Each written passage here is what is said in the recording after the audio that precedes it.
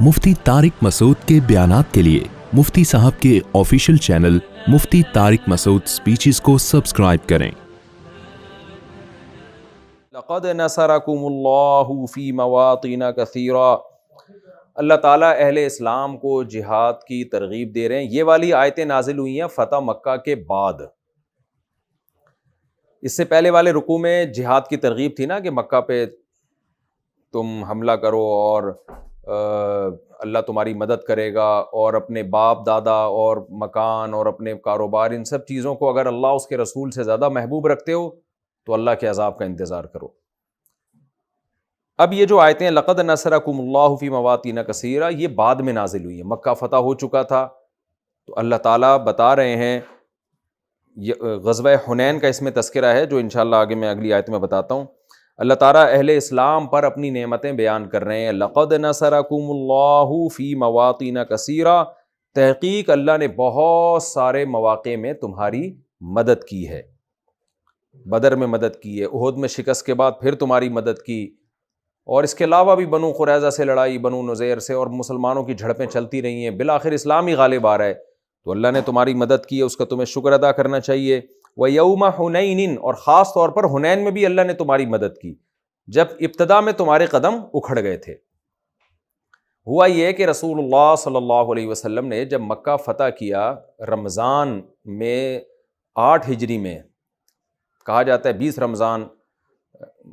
یہ تاریخ تھی جس میں آپ صلی اللہ علیہ وسلم نے مکہ پہ حملہ کیا، جس دن مکہ فتح ہوا ہے۔ تو مکہ فتح ہونے کے بعد مکہ اور طائف کے درمیان میں بنو ثقیف اور حوازن قبیلہ، یہ 2 قبیلے رہا کرتے تھے۔ یہ بڑے سخت لڑاکو اور تیر اندازی میں بہت ماہر تھے یہ۔ تو ان قبیلوں نے کہا کہ اہل اسلام نے مکہ فتح کر دیا ہے تو یقیناً ان کا اگلا ہدف ہم ہوں گے، تو یہ ہمیں نہیں چھوڑیں گے، پھر یہ ہم سے لڑائی کریں گے، ہم پہ حملہ کریں گے۔ تو انہوں نے کیا کیا، آس پاس کے بہت سارے قبائل کو انہوں نے جمع کر لیا اور ارادہ کیا کہ ہم خوب جنگ کی تیاری کر کے اس سے پہلے کہ مسلمان ہم پہ حملہ کریں، ہم الٹا مسلمانوں پہ حملہ کر دیتے ہیں۔ رسول اللہ صلی اللہ علیہ وسلم کو یہ اطلاع مل گئی کہ اس طرح سے بنو حوازن اور بنو ثقیف، یہ 2 قبیلے جو ہے یہ اس طرح شرارت کر رہے ہیں اور یہ مکہ پہ حملہ کرنے کی کوشش کر رہے ہیں آس پاس کے تمام قبائل کو اکٹھا کر کے۔ تو آپ صلی اللہ علیہ وسلم نے ایک صحابی کو بھیجا کہ بھئی تصدیق کرو کہ کیا واقعی ایسا ہے بھی یا نہیں ہے۔ تو ان صحابی نے گئے، جاسوسی کی، انہوں نے آ کے بتایا کہ وہ مکمل جنگ کی تیاریوں میں اور پورا ان کا ارادہ ہے مکہ مکرمہ پہ حملہ کرنے کا۔ آپ کو علم ہوا تو آپ صلی اللہ علیہ وسلم نے خود ہی پہلے ان پہ حملہ کرنے کا ارادہ کر لیا، اور مکہ فتح ہونے کے 2 ہفتے کے بعد، 14 دنوں کے بعد، آپ صلی اللہ علیہ وسلم نے ارادہ کیا کہ حنین کا جو مقام ہے جہاں حوازن اور بنو ثقیف قبیلہ یہ لوگ رہا کرتے تھے، تو آپ صلی اللہ علیہ وسلم نے ارادہ کیا کہ یہاں پر آپ صلی اللہ علیہ وسلم ان پر حملہ کریں۔ اور 12,000 کا لشکر تھا، 10,000 تو وہ جو مکہ کی فتح میں شریک تھے، اس کے علاوہ بہت سے مکہ میں بھی بہت سے لوگ مسلمان ہو چکے تھے، اور بہت سے ایسے بھی تھے جو مسلمان نہیں ہوئے، لیکن انہوں نے کہا ٹھیک ہے ہم اسلام تو قبول نہیں کرتے، لیکن اب ہم محمد صلی اللہ علیہ وسلم کے ساتھ ہیں اور آپ کے ساتھ مل کے لڑیں گے ہم۔ تو اس طرح 12,000 کا لشکر تیار ہوا، اور بنو ثقیف اور حوازن قبیلہ کے لوگ یہ صرف 4,000 تھے۔ تو جب یہ لشکر گیا ہے، ایک سمندر تھا اور مقابلے میں 4,000، وہ 4,000 تیر اندازی میں بہت ماہر تھے۔ تو صحابہ کرام کے دل میں خیال آیا، اور بعض لوگوں نے اس خیال کو زبان سے بھی ظاہر کیا کہ ہم جب بہت تھوڑے تھے تو اللہ ہمیں فتح دیا کرتا تھا، آج تو ہمارا ایک ٹھاٹھے مارتا ہوا سمندر ہے اور سامنے دشمن 4,000 کی تعداد میں، آج تو ہمیں کوئی بھی نہیں ہرا سکتا۔ تو اللہ تعالیٰ کو یہ بات ناپسند ہوئی کہ بھئی تم اپنی کثرت پہ فخر کیوں کر رہے ہو۔ دیکھیں، دشمن کو بتانے کے لیے، اس پہ روب ڈالنے کے لیے تو یہ جملہ ٹھیک ہے کہ ہمیں دنیا میں کوئی نہیں ہرا سکتا، ہم بہت بڑی تعداد میں، اپنے اسلحے کی نمائش کرنا اور اپنے اسباب اور وسائل دشمن کو ڈرانے کے لیے دکھانا، یہ ٹھیک ہے، لیکن خود فخر کرنا اور اللہ کی طرف نظر نہ رکھنا، یہ بہرحال اللہ کو ناپسند ہے۔ تو بعض لوگوں نے کہا آج تو ہمیں کوئی نہیں ہرا سکتا، پہلے تم تعداد میں تھوڑے ہوتے تھے، آج تو ہم تعداد میں بہت زیادہ ہیں۔ تو اللہ تعالیٰ کو یہ بات ناپسند ہوئی، اور اللہ تعالیٰ نے ایک تنبیہ کے طور پر جیتی ہوئی فتح کو شکست میں تبدیل کر دیا، یہ بتانے کے لیے کہ تم اپنی کثرت پہ اور اپنے اسباب اور وسائل پہ نظر نہ رکھو، اللہ چاہے گا تو تمہیں تمہاری کثرت اور اسباب وسائل کے باوجود شکست دے دے گا، تو نظر اللہ پہ رکھو۔ پہلے بھی اللہ کی وجہ سے مدد ہوتی تھی، اب بھی اللہ کی وجہ سے مدد ہوئی ہے۔ تو ہوا یہ کہ جب رسول اللہ صلی اللہ علیہ وسلم نے صحابہ کے ساتھ مل کے ان پہ حملہ کیا تو پہلے حملے میں صحابہ کامیاب ہو گئے۔ جب مال غنیمت جمع کرنے لگے تو وہ لوگ تھے تیر اندازی میں بہت ماہر، تو وہ اگرچہ میدان سے دور ہٹ گئے، پیچھے ہٹ گئے، وہ حملے کی تاب نہ لا سکے، لیکن پیچھے ہٹ کے جب انہوں نے تیر اندازی کی ہے تو اتنی خطرناک تیر اندازی کہ کہا جاتا ہے بعض روایتوں میں 4000 تیر ایک ایک وقت میں آ کے یعنی 4,000 تیر ایک ایک وقت میں آ کے لشکر پہ گر رہے تھے، اور صحابہ کرام مال غنیمت جمع کرنے میں مشغول تھے کیونکہ وہ ان کا خیال تھا دشمن میدان چھوڑ کے چلا گیا۔ نارملی ایسا ہی ہوتا ہے، دشمن اگر میدان چھوڑ دے تو اس میں لڑنے کی طاقت نہیں ہوتی، تو وہ 4,000 تیروں کی جب اتنے سارے ہر آدمی تیر انداز تھا ان میں، انہوں نے جب تیر پھینکنا شروع کیے ہیں تو بہت کثرت سے صحابہ شہید ہونا شروع ہوئے، اور پھر ان کے میدان میں قدم اکھڑے اور بہت سارے حضرات میدان سے فرار ہو کے پیچھے چلے گئے۔ نبی صلی اللہ علیہ وسلم میدان میں ڈٹے رہے ہیں اور آپ صلی اللہ علیہ وسلم صحابہ کو پکارتے رہے، وہی حال ہوا جو احد میں ہوا تھا، وہی کنڈیشن ہو گئی کہ وہاں بھی آپ صلی اللہ علیہ وسلم چند صحابہ کے ساتھ ڈٹے رہے، یہاں بھی ایسا ہی ہوا اور صحابہ کو آپ پکارتے رہے، تو اللہ تعالیٰ نے بالآخر مدد کی اور آسمان سے فرشتوں کا لشکر اتارا،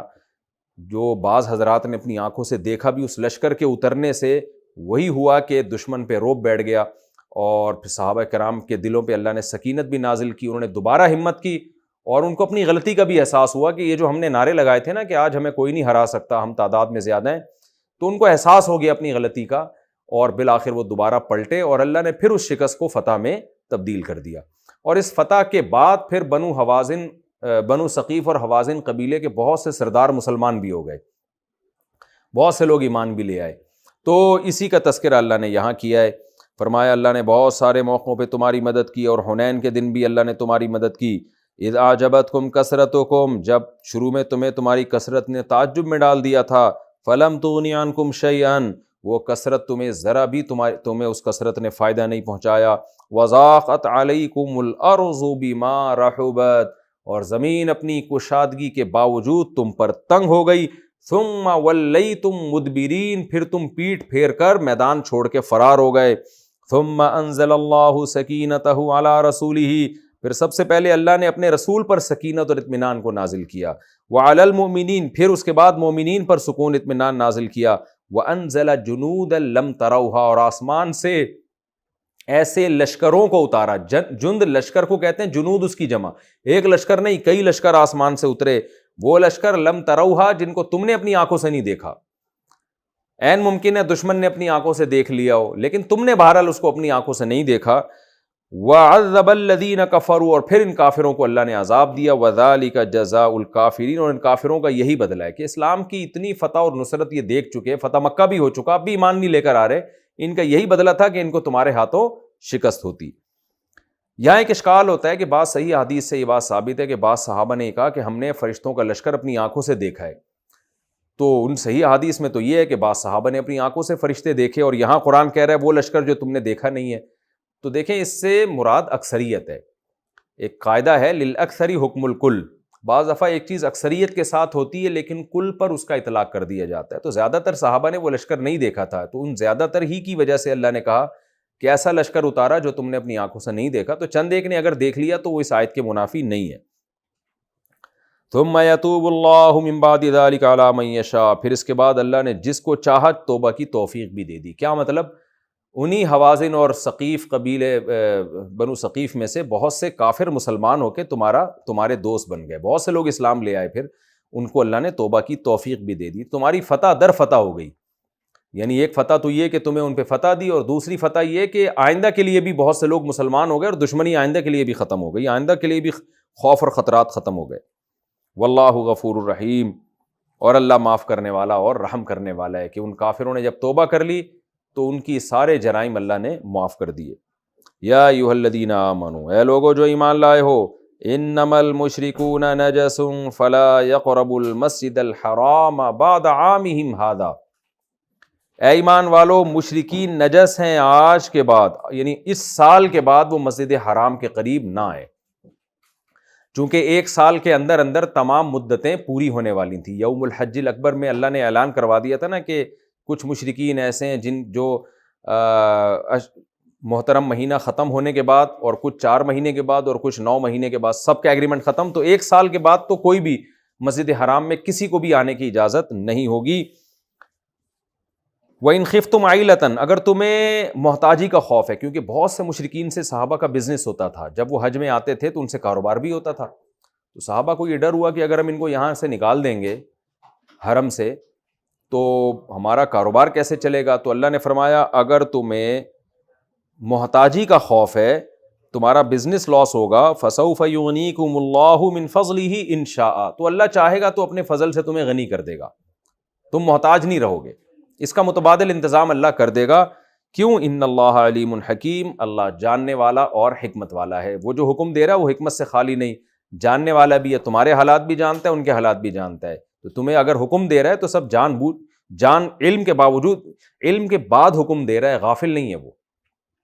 یہاں چند فقہی مسائل سمجھنے کی ضرورت ہے۔ ایک بات تو یہ کہ یہ جو قرآن نے کہا انما المشرکون نجس، مشرکین نجس ہیں، تو اس سے مراد باطنی نجاست ہے، ظاہری نجاست نہیں ہے، کیونکہ ناپاک جنبی جیسے جنابت کی حالت میں ہو یا عورت حیض کی حالت میں ہو تو یہ ایسی ناپاکی ہے کہ اس میں آپ مسجد نہیں آ سکتے، لیکن مشرکین کا مسجد میں آنا یہ حدیث سے ثابت ہے، چنانچہ اس واقعے کے بعد بھی بنو ثقیف کا وفد مسجد نبوی میں آیا ہے اور نبی صلی اللہ علیہ وسلم نے ان کو آنے کی اجازت دی ہے، تو وہ غیر مسلم تھے، تو اس سے پتہ چلتا ہے کہ مشرک کا اوپر کی باڈی پہ ناپاکی کا حکم نہیں لگتا، اس سے مراد ہے باطنی نجاست، یعنی جو عقیدے کی نجاست ہے، تو مسجد حرام وہ مسجد ہے جس میں عقیدے کی نجاست کو بھی برداشت نہیں کیا گیا،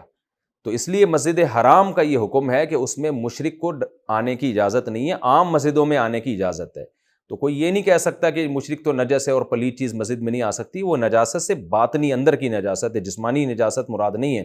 تو لہذا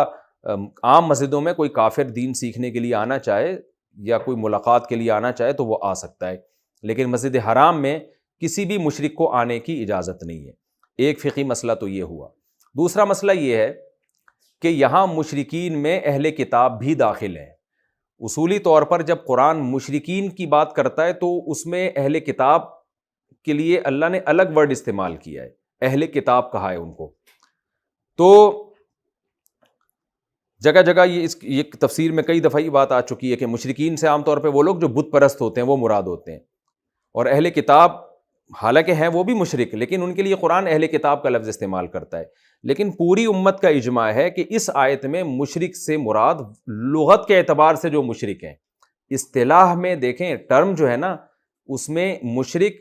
ان کو کہا جاتا ہے جو بت پرست ہوتے ہیں، عیسائی اور یہودی کو جو ٹرمینالوجی ہے نا ٹرم ہے اس میں مشرک نہیں کہا جاتا، اہل کتاب کہا جاتا ہے، لیکن یہاں پر مشرک سے لغوی مشرک مراد ہے جس کو ڈکشنری میں مشرک کہہ سکتے ہیں، تو ہر وہ شخص جو شرک کرتا ہے وہ مشرک ہے، تو اس میں یہود و نصارہ بھی داخل ہے کیونکہ وہ بھی شرک کرتے ہیں، تو اس لیے وہ بھی اس میں داخل ہے، یہ اجماع کی وجہ سے۔ میں نے بار بار یہ بات بتایا نا، قرآن میں ایک لفظ مختلف جگہوں پر مختلف معنی میں استعمال ہوا ہے، تو جو گمراہ کرنے والے لوگ ہیں، جو آج کل جدید لیکچرار آ رہے ہیں، پروفیسر جو گمراہ قسم کے پروفیسر ہیں ان کی بات کر رہا ہوں، وہ کیا کرتے ہیں کہ ایک معنی یہاں کہتے ہیں دیکھو یہ لفظ اس معنی میں ہے تو وہاں بھی اسی معنی میں ہے، تو اس سے قرآن کی منشا تبدیل ہو جاتی ہے، تو ضروری نہیں ہے کہ ایک لفظ یہاں اس معنی میں ہے تو وہاں بھی اسی معنی میں ہو، وہاں اس کا مطلب دوسرا ہے، یہاں اس کا مطلب دوسرا ہے، تو اس لیے یہاں پر مشرکین کا مطلب مقصد سے مراد کون ہے؟ جو شرک کرتے ہوں، چاہے وہ اہل کتاب ہی کیوں نہ ہو، اور اس کی دلیل کیا؟ اجماع امت، پوری امت کا اس پر ہمیشہ سے اجماع ہے، یہی وجہ ہے کہ حضرت عمر رضی اللہ تعالیٰ عنہ نے یہود و نصارہ کو بھی جزیرہ عرب سے نکال دیا تھا، تو وہ کسی یہودی نے یہ نہیں کہا کہ قرآن نے تو مشرک کو قائم تو اہل کتاب ہے، تو بھائی تم شرک تو بہرحال کرتے ہو، وہ کیسے کرتے ہیں وہ بھی آگے آئے گا کہ یہودی کیسے شرک کرتے ہیں۔ تو پہلی بات یہ ہوئی، یعنی دو باتیں ہو گئیں کہ ایک تو نجس سے مراد باطنی نجاست ہے، دوسرا مشرک میں اہل کتاب بھی داخل ہے۔ تیسری بات، مسجد حرام سے مراد حدود حرم ہے، یہ بھی سمجھ لیں، مسجد حرام سے صرف مسجد مراد نہیں ہے، وہ تو بہت چھوٹی سی تھی، تو مسجد حرام سے مراد ہے حدود حرم، اور قرآن مجید میں مسجد حرام کا اطلاق مکمل حرم پر ہوا ہے۔ اس کی دلیل بھی اجماع امت ہے، حدیث میں آتا ہے میری امت کبھی گمراہی پہ جمع نہیں ہو سکتی، تو پوری امت کا اس پر ہمیشہ سے اجماع رہا ہے کہ حدود حرم میں مشرک رہ نہیں سکتا حدود حرم میں، تو حرم کی جتنی بھی حدود ہیں۔ اسی وجہ سے علماء کہتے ہیں یہ جو قرآن حدیث میں آتا ہے نا کہ جس نے مسجد حرام میں ایک نماز پڑھی اس کو 1,00,000 نمازوں کا ثواب، تو راجح قول یہی ہے کہ یہ 1,00,000 نمازوں کا ثواب پوری حدود حرم میں ہے، کہ حرم کے اندر کہیں بھی انسان نماز پڑھ لے گا تو انشاءاللہ 1,00,000 نمازوں کا ثواب ملے گا۔ 3 باتیں ہو گئیں۔ چوتھے علمی نقطے کی بات، جو فقہی مسئلے کی بات، یہ ہے کہ یہاں تو اللہ نے ذکر کیا کہ حدود حرم سے نکال دو، لیکن حدیث میں ہے کہ جزیرہ عرب سے ہی نکال دو، تو قرآن میں حرم سے نکالنے کا تذکرہ ہے اور حدیث میں حدود پورے جزیرہ عرب سے، لیکن نبی صلی اللہ علیہ وسلم نے اپنے دور میں جزیرہ عرب سے نہیں نکالا، بلکہ حضرت عمر نے اس وصیت پر عمل کر کے جزیرہ عرب سے نکال دیا۔ یہ چوتھی بات ہو گئی۔ 5ویں علمی بات جو فقہی مسئلے کی بات ہے وہ ہے اختلافی۔ وہ اختلافی مسئلہ یہ ہے کہ دیگر تینوں ائمہ کے نزدیک جزیرہ عرب یا حدود حرم میں غیر مسلم کا داخلہ منع ہے، چاہے وہ رہنے کے لیے آئے یا کاروبار کے لیے آئے یا کسی کام سے آئے، امن لے کے کسی بھی طرح سے، جبکہ امام ابو حنیفہ رحمہ اللہ تعالیٰ کے نزدیک یہاں نکالنے کا مطلب یہ ہے کہ ان کو رہائش اختیار کرنے کی اجازت نہیں ہے۔ اگر کوئی غیر مسلم مشرک جزیرہ عرب میں یا حرم میں کسی معاہدے کے تحت وقتی طور پر آتا ہے جس میں مسلمانوں کا فائدہ ہو، جیسے کوئی مزدور ہے، کوئی انجینئر ہے جس سے آپ نے حرم میں کوئی تعمیر کروانی اور آپ کے پاس اپنے انجینئر نہیں ہے، کوئی وجہ ہو جس کی بیس پر، یا یعنی کوئی بھی ایسی وجہ جس کی بیس وہ تجارت کی غرض سے آ رہا ہے، کوئی وقتی طور پر ایگریمنٹ ہے، تو امام ابو حنیفہ کے نزدیک یہ جائز ہے اور وہ اس آیت میں داخل نہیں ہے۔ یعنی اس آیت کا مطلب امام ابو حنیفہ کے نزدیک یہ ہوا کہ غیر مسلم کو، مشرک کو جزیرہ عرب یا حدود حرم میں رہائش اختیار کرنے کی اجازت نہیں، اس کو نکال دیا جائے گا۔ بطور مسافر کے اگر کوئی آنا چاہے تو امیر اور مسلمان خلیفہ کی پرمیشن سے وقتی طور پر آ سکتا ہے، اور میرا خیال ہے اسی قول کی بیس پہ حکومت سعودیہ نے جو اجازت دی ہے وہ شاید امام حنیفہ ہی کے قول کو اختیار کیا گیا ہے، جس کی وجہ سے وہاں غیر مسلمین ایک معاہدے کے تحت آتے ہیں، جاب وغیرہ کرتے ہیں اور پھر چلے جاتے ہیں۔ واللہ عالم، پوری تفصیل مجھے اس کی معلوم نہیں ہے۔ تو یہی وجہ، پھر کوئی کہہ سکتا ہے کہ اگر تجارت کی غرض سے وقتی طور پر معاہدہ کر کے آ سکتا ہے تو پھر قرآن نے یہ کیوں کہا کہ اگر تمہیں غربت کا خوف ہے تو اللہ تمہیں غنی کر دے گا؟ تو غربت کا خوف اسی بیس پہ تو تھا نا کہ ان سے تجارتیں ہو رہی تھیں، تو اگر تجارت کی غرض سے آنے کی اجازت ہے تو پھر غربت کا خوف کہاں سے ہو گیا؟ تو اس کا جواب یہ ہے کہ مستقل جب وہ رہائش اختیار کرتے تھے نا، جیسے کہ مشرکین مکہ نے اور یہود و نصارہ کی رہائش تھی، تو اس وقت ان سے بزنس علی وجہ الکمال ہو رہا تھا۔ ظاہر ہے جب آپ ان کو نکال دیں گے، ان کی وہ جگہ ہی نہیں رہے گی، تو پھر ان سے بزنس کرنا بہت مشکل ہو جائے گا۔ ابھی تو یہ تھا کہ صحابہ کرام آتے تھے، وہاں کے مقامی لوگوں سے کاروبار کرتے تھے، چلے جاتے تھے۔ اب وہ مقامی لوگوں کی ایک بڑی تعداد کو جب آپ جزیرہ عرب سے ہی نکال دیں گے تو ان سے بزنس کیسے ہوگا؟ تو وہ ان کو نکالنے کے بعد بھی بزنس کا بہت بڑا نقصان ہونے کا خطرہ بہرحال موجود تھا۔ تو اس لیے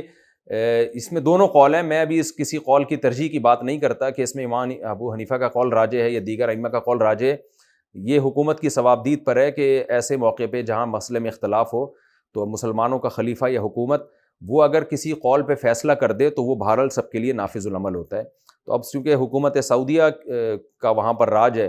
تو سعودی حکومت اگر کسی بھی فقیہ کے قول کو لے لیتی ہے اور اس پہ فیصلہ کر دیتی ہے تو شرعاً پھر تمام مسلمانوں پر لازم ہوگا کہ وہ اس قول کی پاسداری کرے۔ تو خلاصہ یہ نکلا کہ رہائش اختیار کرنے کی تو ان آیتوں کی روشنی میں قطعاً اجازت نہیں ہے۔ بطور سفر کے کسی خاص مقصد کے تحت وہ آ سکتے ہیں، تو امام حنیفہ کے نزدیک جائز ہے، بشرطے کہ بادشاہ کی اجازت ہو اور اس میں اسلام کا نقصان بھی نہ ہو۔ یہ بھی قید لگی ہوئی ہے کہ اسلام کا نقصان نہ ہو اس میں، اور دیگر ائمہ کے نزدیک وہ داخل ہی نہیں ہو سکتے۔